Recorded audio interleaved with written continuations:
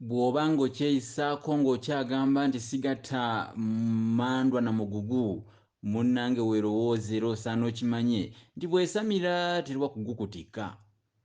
Sigaanira nsiko ng'abaguliza, sigambuguma alya agakakanyadde. Abange oli yagenda n'agamba mbu sigaba bikunta nga sinnajjamu kyakwebikka. Ate omulala n'agamba nze gw'olaba wano sifukaamirira mwami neyeerabira nti olwo oba tojja kusibayo nkokoyo. Bwe bityo bwe bibeera munnange, naye ng'embuga ekwagala ekira emitego gyonna. Naye era mbagamba ne kaakano nti mugobedde mali gayita amafukuzi mu mutembeezi. Era bwe muba nga mubadde musuubira oba oli awo omusajja omukulu ow'ensona lulimi okubanga aleebeesa ekibyago omuli obw'amasingisira, ate ku luno alabika ng'aleetedde ddala kungula bitambo.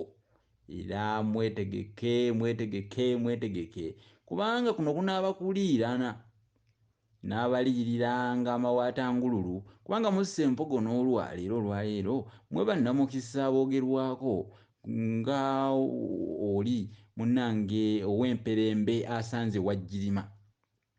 Kale sijja kukandaalirira njogere ebya Ssebakomaganetto nti linsiiza obuleebo n'omubuuza nti ani yakutumye okulikomaga baaba.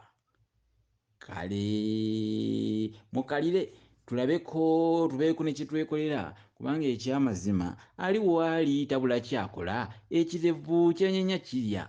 Omukulu ali awawe tabula kye yeekolera munnange, bye mubimanyi amazina g'ekirevu gajjira ku mmere.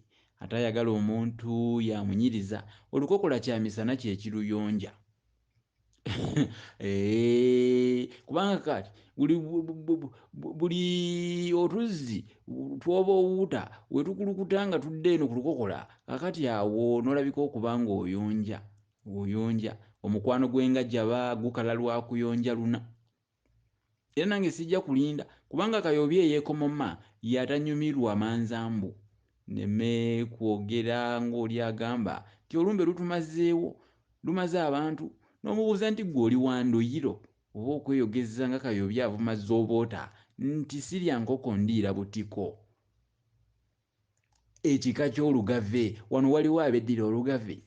Njagala okumanya oba wano waliwo abeddira olugave, ekyo nakyo mukintegeeze.